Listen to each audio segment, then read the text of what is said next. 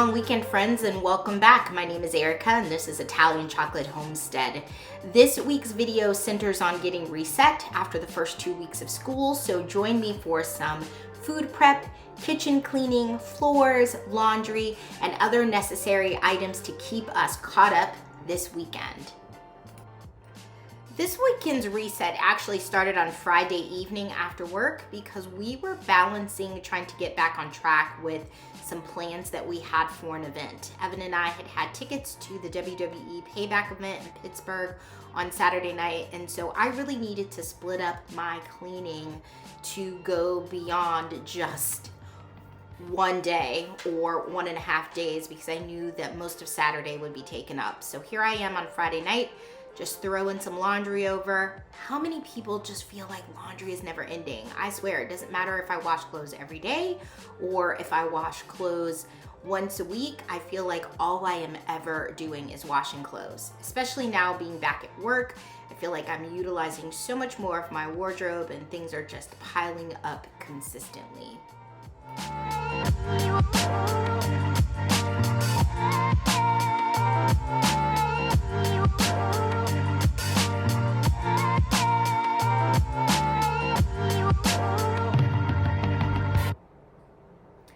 So now it's Saturday morning and I decided to get up before Evan to get a few things done. Here you see me getting the robot vacuum out, which is a lifesaver. If you do not own one of these, please make it your due diligence in life to find yourself a robot vacuum. It totally saves a ton of time and energy when it comes to getting basic messes up out of your living space. And while the vacuum was taking care of itself, I decided that I would make my husband a lovely breakfast of some homemade cinnamon rolls. So here you see I had taken those out to defrost and to rise, and I'm just popping those in the oven. They take about 18 to 20 minutes on 375 degrees. While the cinnamon rolls were baking and the robot vacuum was working its way through the house, I decided to put my energy toward another chore that hadn't been done in a while, which is probably disgusting, but wiping down our counter stools. So Evan and I, because it's just the two of us and we don't have any kids and our dog can be a little spazzy while we're eating, generally eat at our island bar. And so here I am just wiping down these seats because, you know, we use them pretty regularly.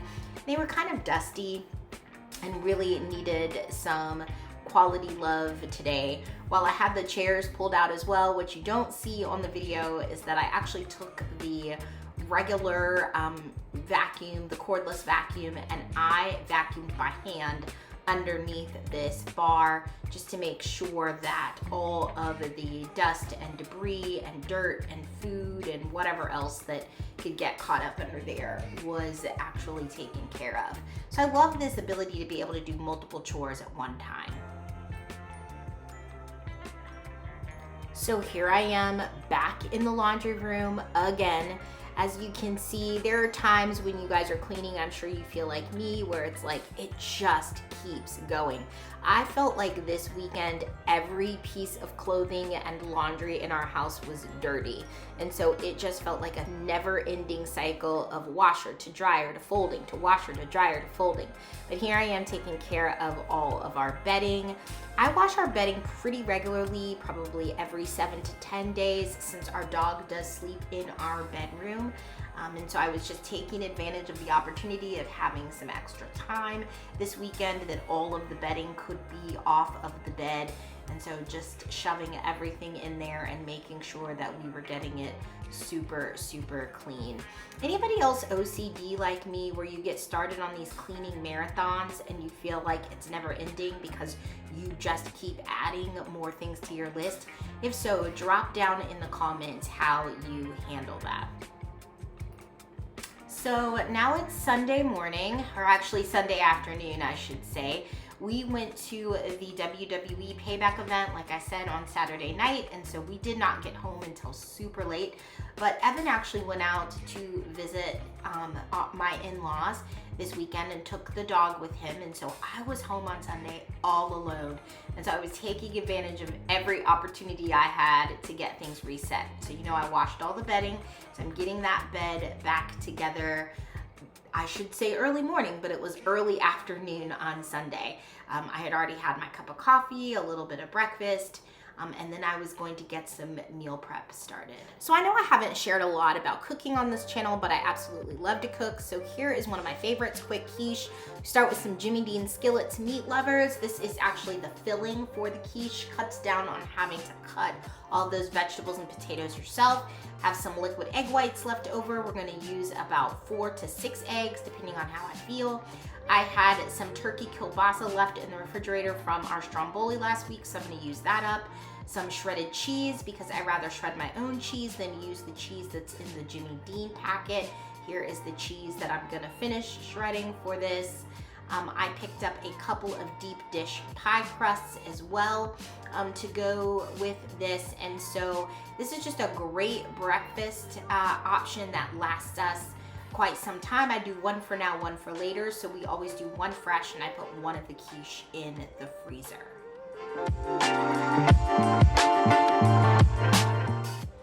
So starting out the prep here with just grating up some more cheese. One of the things that really helps my fine motor skills with my cerebral palsy is to continue to do activity that require fine motor skills. And so for years, I used to be afraid of cheese graters because I was like, I'm just gonna slice the tip of my finger off. But over time, as I've been practicing and getting better with my cooking skills, I actually love fresh grated cheese. If you do not grate your own cheese, you really need to do yourself a favor. These cheese graters are actually from Pampered Chef. They were a housewarming gift, and so they are phenomenal. They have great options. I have a small and a large cheese grater from them, and I love utilizing both of them. As you can see, they work super quick.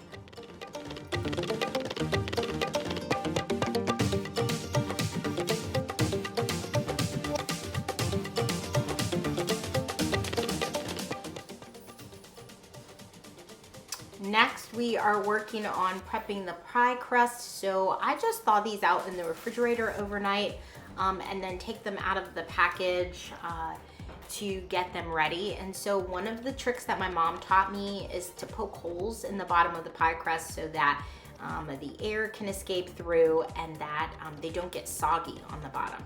So I'm not sure if anybody else does this, but you'll have to let me know in the comments. So now I'm just gonna turn my attention to the filling. I'm pulling out one of my pans here. This is from a Walmart brand called Time and Table.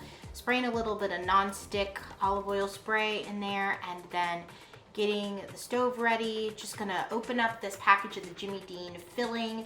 Remember, I don't use the packaged cheese, although you totally can if you want to. I'm dumping all of that meat, potatoes, and vegetables all into the container, and then just gonna give this a quick stir around as it starts to heat through. This cooks really quickly, probably in 6 to 8 minutes. So while that filling is still cooking, I'm getting the eggs ready. I used about 1/4 of a cup, or what was left of the liquid egg whites, and I'm gonna add about 4 to 6 eggs. Can't remember exactly how many I used. But like I said, that changes from time to time depending on how many quiches I'm making, or how eggy or not I want the batter to be, if you know what I mean by that. So just getting these eggs cracked to go in here. Gonna throw these shells away, and then you'll see me really quickly season up the eggs. So like I said here, the eggs and the egg whites, we're gonna add a little onion powder. First, some garlic powder, and then we're also going to add some Italian seasoning. Don't come for me with my seasoning. I'm like Tabitha Brown, it's my business. I season as much as I want with what I want because of my taste buds and what I enjoy. But you can totally season your eggs however you normally do. So now you see we've got the egg mixture in the pan. I'm gonna add just a little bit of cheese. I cook this through on the stove for just a couple of minutes, give it a little bit of thickness before I add it to the crust. So once I have the quiche mixture into the actual pie crust, I add a little bit of extra cheese here, just for taste purposes. Do spread it out just a little bit to make sure that it is cooking evenly across the top there. We get these into the oven 40 minutes at 375 degrees. And here you see the final product. Remember, these were one for now, one for later. So one of these is in our freezer. It can easily be thawed out overnight and then reheated. So remember, this was a marathon cleaning and cooking session. So there were a lot of things that happened this weekend that you didn't see, but I did want to show me cleaning out the freezer. Actually removed all the food from this drawer, took out the drawer, and really took my time with some hot soapy water and a Norwex cloth to really get into this drawer and get all of the dust, grime, frozen bits, whatever was in the bottom of this freezer out.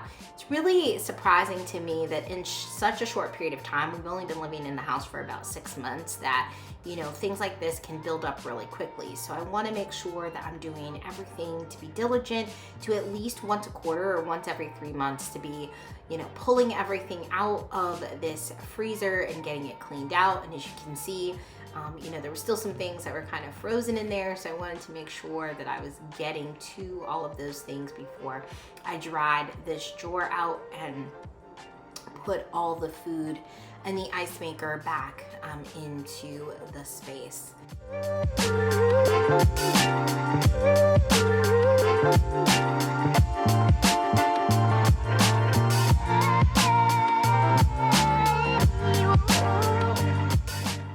Well, thanks again, friends, for joining me for another weekend reset. I really hope that today's video gave you some motivation to get out there and get some of those things done in your house that make the most sense.